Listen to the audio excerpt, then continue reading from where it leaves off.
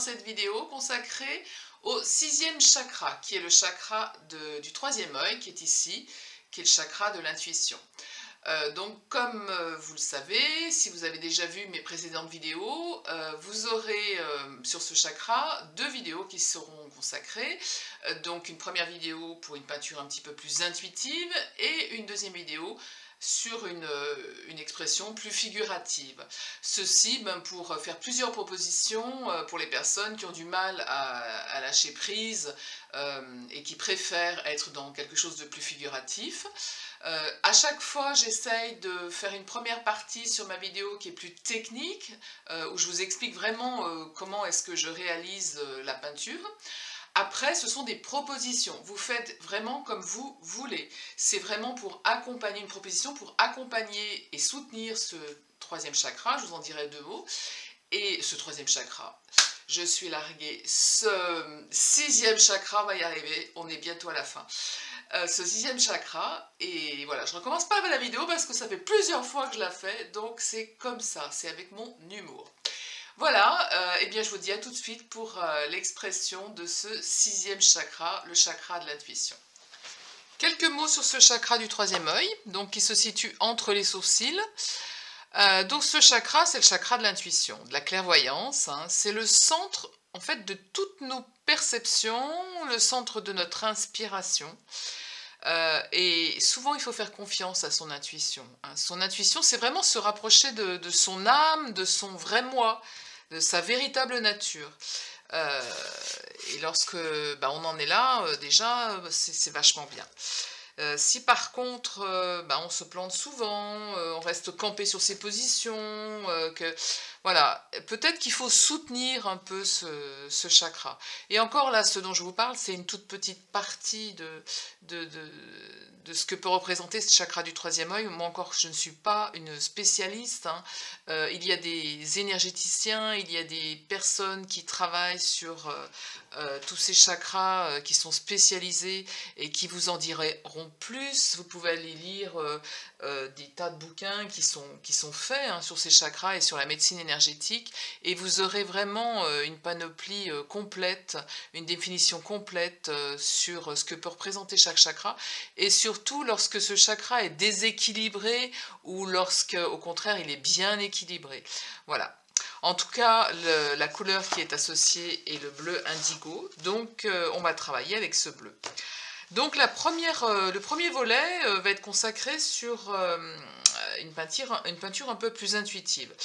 Je vous présente encore autre chose, hein, pour que ça vous donne le plus d'idées possible. Vous pouvez partir sur des châssis usés, sur des châssis où vous n'avez pas été content de vous les recycler, vous n'avez pas été content de ce que vous avez fait, vous passez du blanc dessus, du gesso. Je n'ai plus de gesso, donc ça c'est des vieux... de la récup que j'ai, quelque chose qui vous apporte plus, là c'est aussi quelque chose que j'ai récupéré, donc peut-être que je vais travailler là-dessus, et je vais passer un après dessus. Donc j'ai plus de gesso, j'ai une espèce de pâte acrylique que je vais utiliser devant vous, donc, et on va essayer en fait, pourquoi est-ce que je propose ça? C'est pour essayer d'amener en fait de la structure sur un support, de manière à ne pas travailler sur quelque chose de linéaire, et d'apporter vraiment du relief, hein, comme un bas-relief, mais de manière abstraite, hein, d'apporter du relief comme vous le sentez, là où vous le sentez. Là aussi, il n'y a aucun mental, hein, le mental n'est pas présent. Vous laissez agir votre main, votre intuition. Pour le cas, c'est vraiment ça, votre intuition. Donc moi j'avais envie de reprendre celui-là, de le recouvrir éventuellement, donc je vais faire ça. Chez vous, encore une fois, vous faites comme vous voulez. Moi ça va m'apporter en fait la structure, hein, le relief sur mon support, et c'est là-dessus ensuite que je travaillerai avec l'indigo. Le but, c'est d'amener une structure qui va ensuite sécher, hein. Je la laisserai sécher et on travaillera dessus. Donc j'utilise avec une spatule. Alors je ne suis pas obligée d'en mettre partout, hein. Encore une fois, là je vous parle, hein, normalement c'est des choses que vous faites dans le silence ou sur une musique qui vous inspire. C'est la première partie de la vidéo, c'est plus technique, donc je vous explique. Dans la deuxième partie, lorsque cet après sera sec, on travaillera évidemment en musique, hein, de manière à être un petit peu plus tourné vers notre intuition.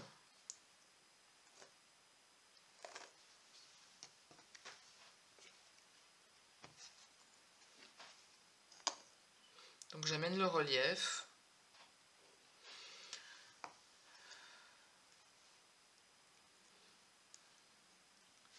Comme je vous dis, je ne suis pas obligée d'en mettre partout. Je vais peut-être laisser ce coin-là.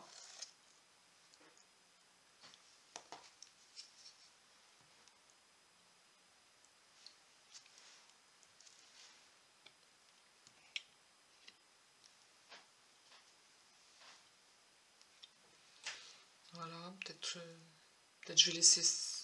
Alors, peut-être pas celui-là. Celui-là, je vais peut-être le remonter. Fiez-vous aussi à la vidéo sur la composition, sur l'équilibre des formes. Souvent, je vous dis, il faut que ce soit harmonieux.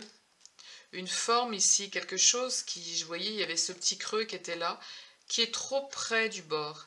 Et du coup, ça bascule la composition. C'est moins harmonieux. Donc ça, j'enlève.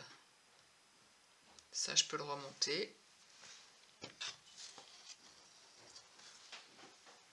Voilà. Je crois que je vais arrêter là.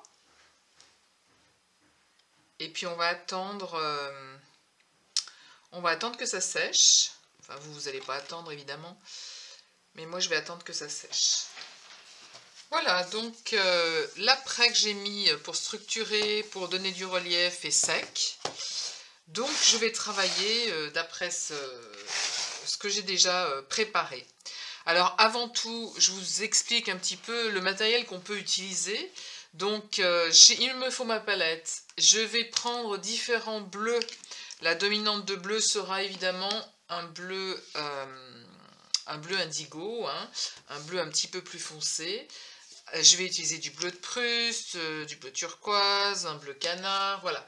Différentes sortes de bleus. Je vais également utiliser du blanc. Hein, j'aurai mon blanc à côté. Je me prépare au niveau des instruments, des couteaux, brosses, quelle que soit brosse, un pinceau. Je me prépare de l'eau, je ne sais pas si je vais en avoir besoin. Je me prépare également une grosse craie grasse comme ça. Enfin, il y a tout type de craie grasse.